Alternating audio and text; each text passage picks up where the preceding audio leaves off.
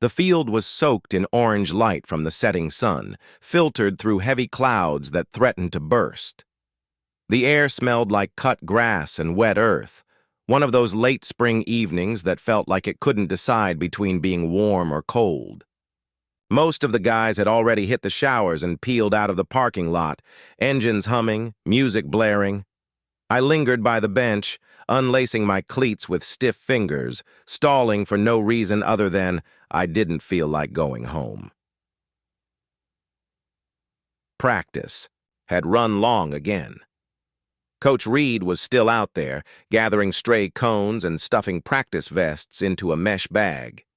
He worked quietly, sleeves rolled up to his elbows, mud streaking the sides of his sneakers.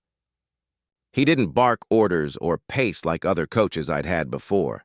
He had this calm intensity about him, like someone who carried more than he let on.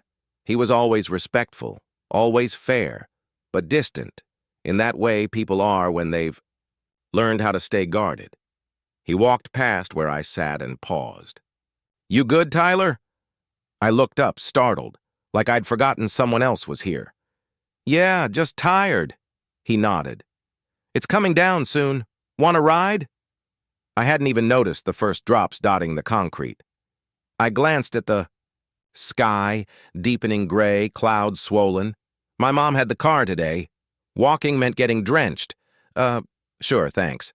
His truck was parked near the edge of the lot, already humming low, windshield streaked with thin lines of rain. I threw my gear in the back seat and climbed in, trying not to notice the way his cologne mixed with the scent of the leather seats. Clean, sharp, a little woodsy. It made my chest tighten in a way I didn't totally understand. We pulled out, onto the road in silence. The only sound was the rhythm of the wipers, steady as a heartbeat. He kept one hand on the wheel, the other resting near the gear shift, fingers tapping slightly to music that played low from the stereo. Some indie band I didn't recognize. Coach wasn't the type to fill silences just to kill them. I'd always respected that. But tonight, something about the quiet felt heavier. Or maybe I was just more aware of it. How close we were in the cab, how the rain softened everything outside and made the truck feel like its own little world. "Good hustle today," he said eventually. "You've been sharper lately. More focused." I shrugged. "Trying to be. Feels like it's now or never, right? Senior year does that to people." He glanced at me, then back at the road. "You thinking about college ball?" "Maybe. Depends where I get in." He nodded again, thoughtful, then added, almost offhand, "You've got good instincts, not just on the field." I wasn't sure what he meant by that, but it sat with me, hung there in the quiet like a thread I wasn't, ready to tug. Outside, the rain started coming harder. Inside, everything felt oddly still. That's when I started noticing things I hadn't before.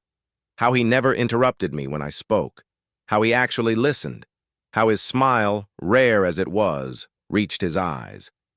It was the first time I let myself wonder, what if he wasn't just being kind? What if there was more?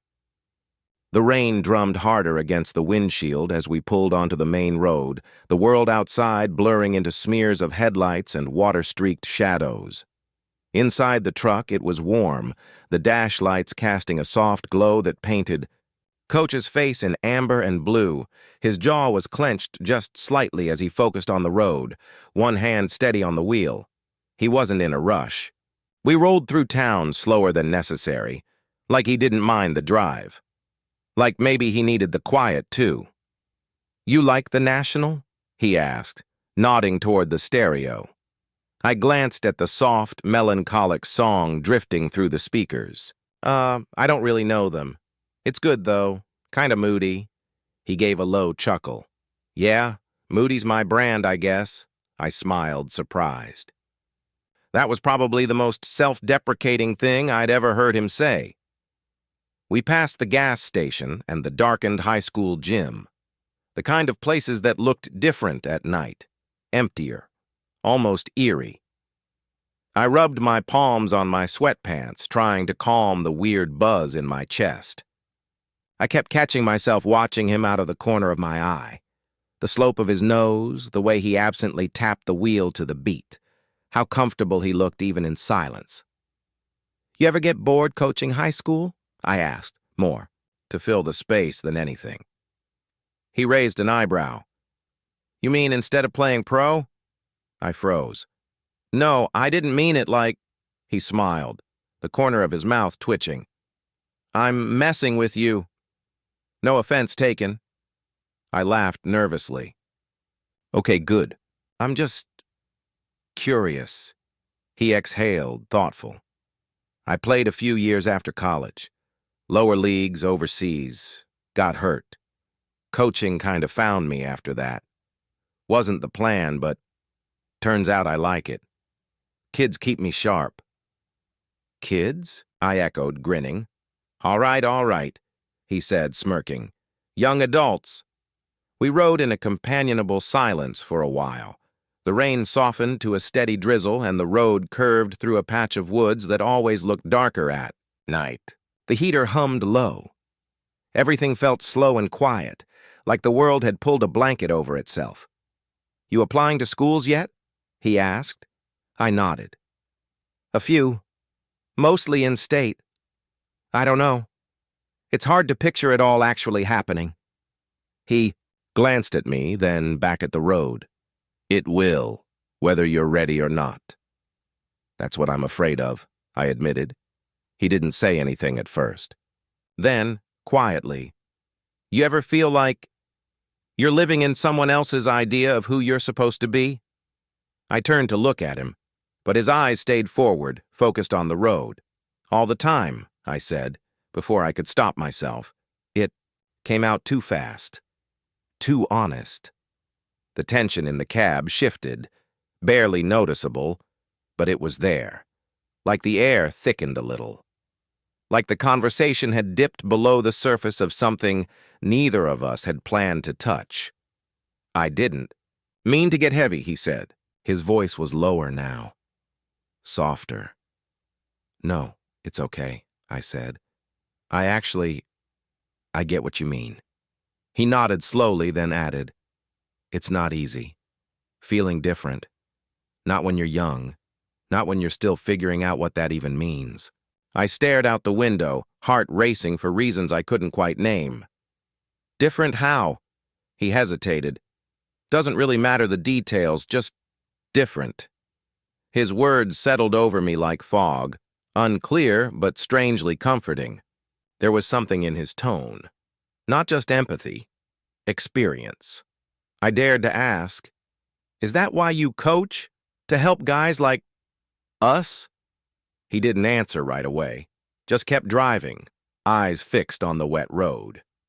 "I coach because someone once gave me the space to figure things out for myself," he said finally, "and I think everyone deserves that." My chest tightened, emotions pulling in too many directions at once. Gratitude, confusion, curiosity, maybe something else I wasn't ready to name. I'd never had a conversation like this with an adult before. No awkward jokes, no talking down. Just honesty. I looked at him again, really looked, and wondered if the electricity I felt between us was real or just something I'd built up in my own head. His jaw flexed slightly as he turned the wheel. There was a flicker of something in his eyes, guarded, but not closed off. The silence returned, but it wasn't empty. It was charged. The truck turned onto my street, the familiar row of houses, coming into view. My porch light was on. I felt a strange tug in my chest, like I didn't want the drive to end. Coach pulled into the curb and shifted into park. The rain had softened to mist. "You good?" he asked, voice low. I nodded, hand already on the door handle. "Yeah, thanks for the ride." I opened the door, but paused, looked back at him. "Coach?" He met my eyes, calm but unreadable. "Yeah?" "Never mind." I chickened out. Night. Night, Tyler." I stepped out into the mist and shut the door. But I could still feel his eyes on me, lingering. That drive didn't give me answers, but it cracked something open, and I wasn't sure if I could close it again. We sat in the driveway longer than we should have. The rain had thinned to a soft mist, the kind that clung to windows and blurred the world outside like a watercolor painting. My porch light buzzed faintly in the fog, casting a warm halo over the front steps. I could see the glow of the living room through the curtains. Mom was probably watching TV, waiting for me to come in. But I didn't move. Coach didn't either. The engine ticked softly as it cooled. The music had faded out, leaving only the low rumble of the heater and the hush of the rain. I could feel the seconds dragging, each one louder than the last in my chest. Then his voice cut through it, gentle, steady. If you ever need someone to talk to, about anything, I'm around. I turned toward him before I could stop myself. His expression was neutral, calm, but something in his voice told me he meant it. I swallowed. Coach. He looked at me, and I said it. Are you gay? The words left my mouth before I could stop them, sharp, naked, irreversible. Instantly, my stomach dropped. I wished I could claw them back. I'm sorry, I stammered, heat rising in my cheeks. That was stupid. I didn't mean to. He didn't answer right away, just stared ahead through the windshield, jaw tight, lips pressed together. I wanted to shrink into the seat, or disappear entirely. But then, quietly, he said, "That's not an easy thing to talk about, especially in this town." His voice wasn't angry, just tired, careful. He leaned back in his seat, resting his head lightly against the headrest, eyes still on the wet glass. I've spent a lot of years learning when to speak and when to stay quiet, he said. And I've learned that sometimes the people who ask that question are trying to answer it for themselves. I froze. My throat went dry. It felt like he'd taken a flashlight to the part of me I'd worked so hard to keep hidden, even from myself. I started, then stopped. My voice cracked. I don't know what I am. I think about it all the time, and I don't have anyone I can say that to. My fingers gripped the edge of my seat. I felt like I was unraveling, thread by thread. I don't know if I'm gay or bi or if I'm just confused. But I feel things. I notice things. I notice you, and it scares the hell out of me. The truck was dead quiet, save for the gentle pulse of rain and my own shaky breathing.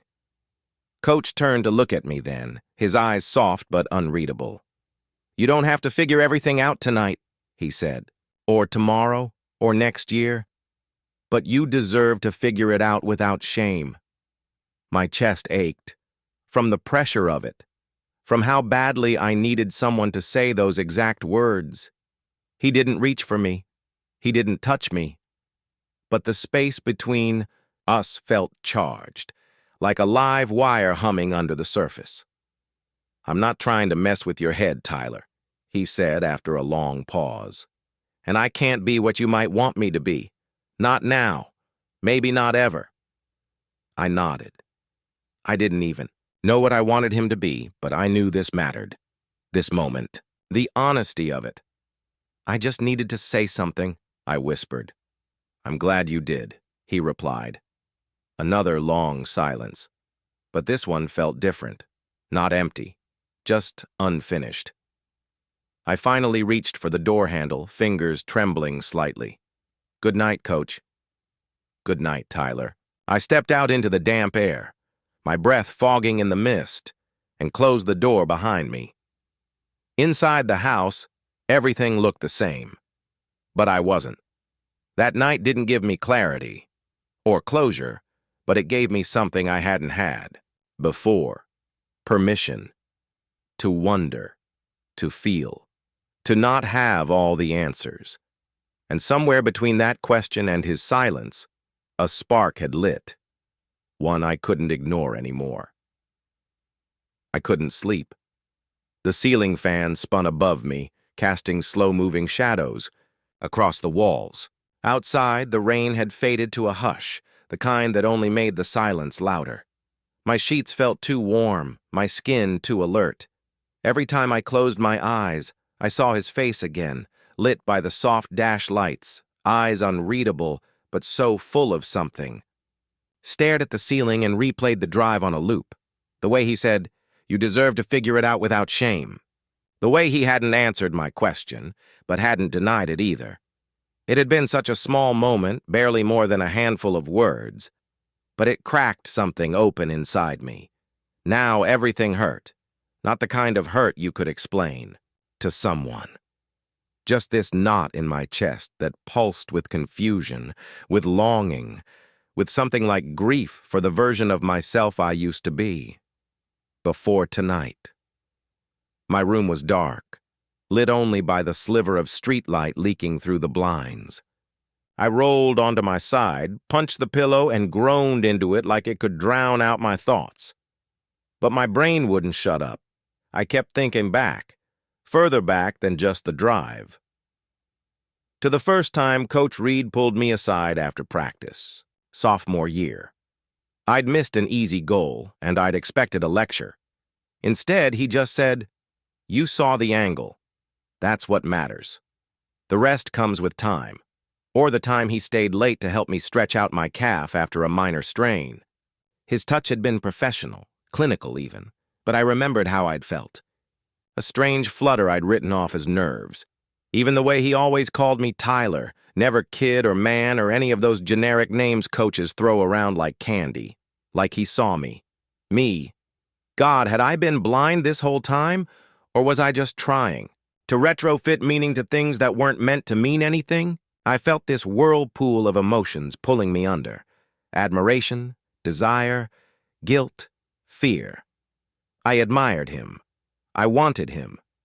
But I was terrified of what that meant. What it could mean.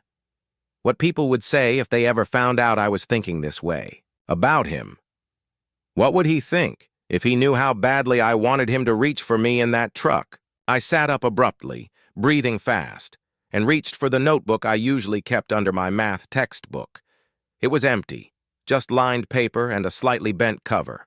I'd never written in it before, never saw the point, but tonight, it felt necessary. I clicked on the lamp and flipped to the first page, heart thudding. That night changed something. I paused, staring at the words. Then I kept going. I don't know what exactly, just that it's different now. I see him, and it's like the rest of the world dims. I don't know if it's wrong to feel this. I don't even know if he feels it too. But I can't pretend it's nothing anymore. The pen shook in my hand, but I kept writing. I wrote until my eyes blurred and my throat tightened. By the time I set the notebook down, the sky outside had begun to pale with the first hints of dawn. I curled under the blanket again, the air cool. Against my damp cheeks, sleep still didn't come. But for the first time, I felt like I was finally starting to hear myself, and maybe, just maybe, that was a beginning.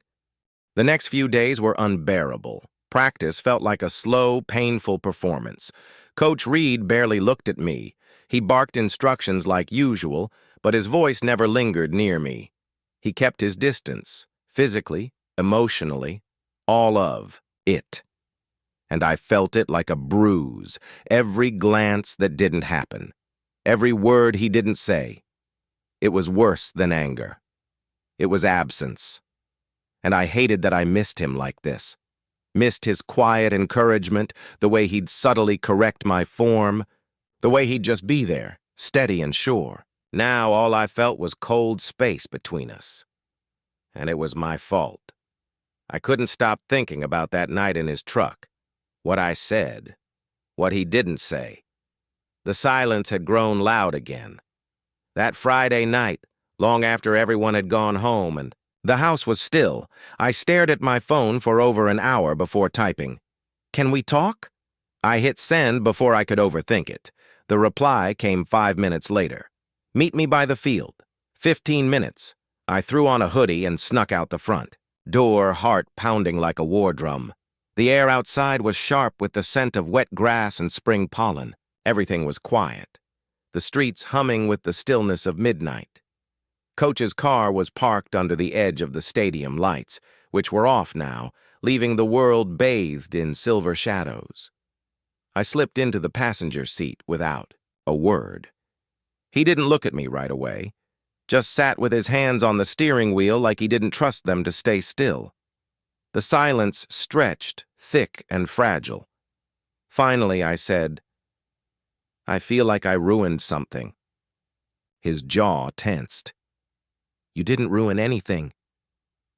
"Then why are you avoiding me?" He exhaled through his nose. "Because this is complicated, and I'm trying to do the right thing. I'm not a kid. That's not the point." "Then, what is?" He turned to face me then, eyes shadowed in the dim cabin light. "The point is, I'm your coach. I'm responsible for you. That means protecting you, even from feelings we're not supposed to have."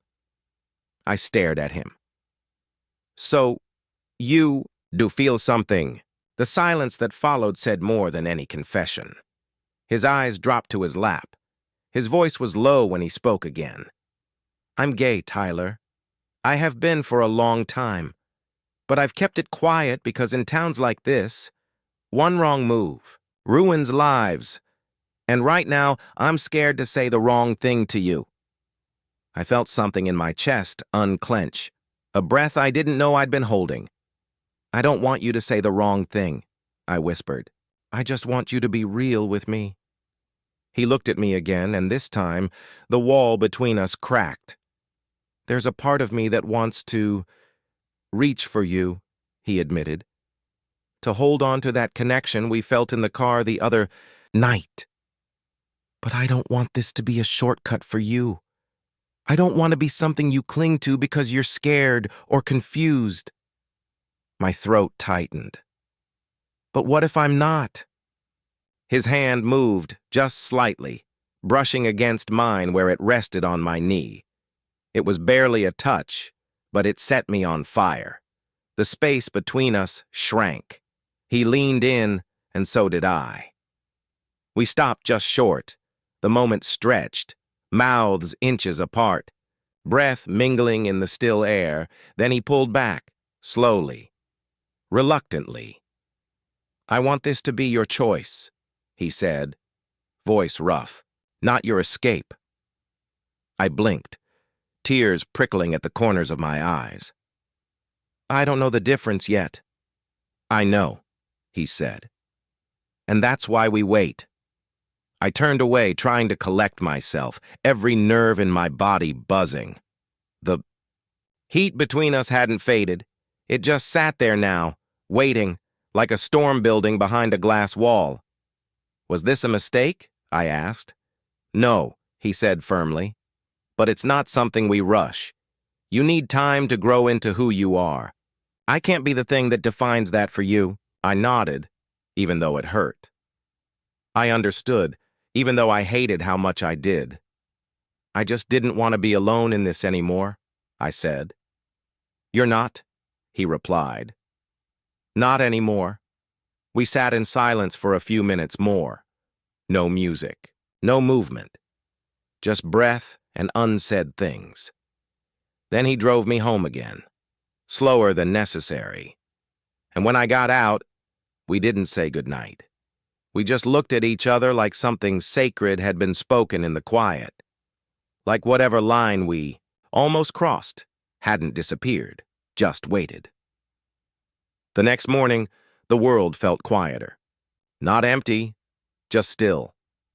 I sat at the kitchen table, staring into a bowl of cereal I'd stopped eating 10 minutes ago. The spoon felt too heavy in my hand. Outside, birds chirped like nothing had changed. Inside me, everything had. The conversation with Coach replayed over and over. The way he pulled back. The way his voice shook. The way he said, "I want this to be your choice, not your escape." It echoed in my head louder than anything else. At first, I'd been angry. At him, at myself, at how close we got, and how far apart we still were. But now, sitting in the soft morning light, the anger was gone. What remained was clarity. It wasn't just about him. It was about me, about letting go of shame and confusion and deciding that I deserved more than fear, that I didn't have to have all the answers to start living like someone who mattered. I didn't know if I was in love, but I knew I wanted to be. I wanted the kind of connection that didn't feel like hiding. And for the first time, I was ready to stop running from that. Later that afternoon, I found myself sitting in the living room with my mom. She was folding laundry, half watching something on TV, humming to herself. The moment was so normal it gave me courage. "Hey," I said. She looked up. "Yeah, honey?" I hesitated, heart pounding. "Can I ask you something?" Of course. I didn't dive into the deep end. I couldn't. Not yet. What did love feel like?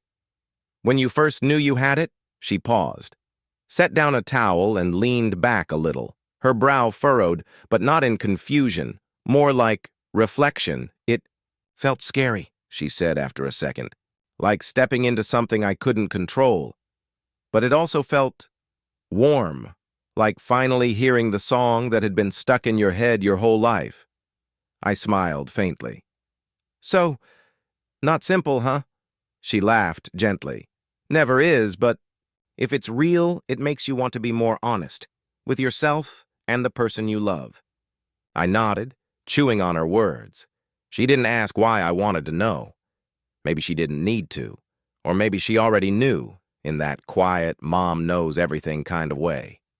I stood up to leave the room, but she called after me. "Ty?" I turned. "You'll be okay. Whatever's going on in that big heart of yours, you'll figure it out, and I'll be here when you do." It hit me so hard I had to blink a few times before nodding and escaping up the stairs. In my room, I sat on the edge of my bed and opened my journal again, pages filled with messy thoughts, half-finished sentences, raw emotions. I turned to a new page. I'm not scared of who I might be anymore. I'm scared of waiting too long to be him. I stared at the words, then underlined them. I didn't have a plan. I didn't have a label, but I had a truth. And that was enough to take the next step. The final game of the season felt like the last page of a book I wasn't ready to close. We won, barely. A scrappy goal in the last 2 minutes, and the crowd roared like we'd taken a championship. My teammates whooped and slammed their cleats into the mud. There was hugging, shouting, water bottles flying through the air, chaos, joy. And through it all, I kept looking for him. Coach Reed stood at the edge of the field, hands on his hips, watching. He smiled, faintly, proudly, but kept his distance. Like he'd spent the entire game balancing the roles he wore like armor, mentor, leader, protector, but not mine. Not in the way I wanted. After the medals were handed out and the parents began herding players toward their cars, I saw him duck behind the bleachers, probably escaping the crowd. I didn't think. I just followed. He was leaning against the concrete wall, head tilted toward the sky, eyes closed like he was trying to remember how to breathe. "Coach," I said. He looked over. His face was unreadable. "Hey, hell of a goal." "Thanks." A beat of silence stretched between us. Then I said, "I'm not confused anymore." His eyes flickered. "Tyler." "No," I said, stepping closer. "You don't have to protect me from this. Not anymore." That night in the car, it did change everything, but not in the way I thought. It didn't confuse me. It helped me find myself. He stared at me, the space between us vibrating like a held breath. I reached up gently, fingers brushing his cheek. He didn't stop me, and I kissed him. Not like in the movies, not dramatic, just real, soft, slow, honest. The kind of kiss that didn't ask for anything except truth. When I pulled back, His eyes were glassy. "You sure?" I nodded. "Yeah, I'm sure." A breeze passed between us, carrying the scent of damp grass and fresh-cut turf. Somewhere, people were still celebrating, but here, in this quiet moment behind the bleachers, it was just us. No more hiding, no more fear. He reached for my hand, and I let him hold it. We didn't say much after that. We didn't need to. College is loud in a different way. Crowded dorms, endless conversations, late-night laughter echoing down the halls. But somehow, in the middle of all that noise, I've found a kind of quiet I never knew I needed. I'm studying psychology now. Something about understanding how people work, how I work, felt like the right direction. I joined the intramural team. It's not as intense, but I still love the rhythm of cleats in grass, the way a good pass feels like poetry. I'm out now. Not to everyone, but to enough people that I no longer flinch when I speak my truth. Over winter break, I went home. Coach and I met for coffee, like we've done every few months. No secrets, no sneaking around, just two people figuring it out. He looks the same, but lighter somehow. I think I do too. We walked by the field after. It was empty, the grass brittle and pale under the winter sky. He asked how school was going. I asked about the team. Then he said, "You seem at peace." I smiled. "Yeah, I think I am. There's still no label for us, no pressure, just late-night texts, slow conversations, and something steady growing between the spaces. I don't know where we're headed, but I know this. The night he drove me home wasn't the end of something. It was the beginning. A moment that broke something open in me. A truth I was finally ready to live. Some stories don't begin with fireworks, just a car ride in the rain.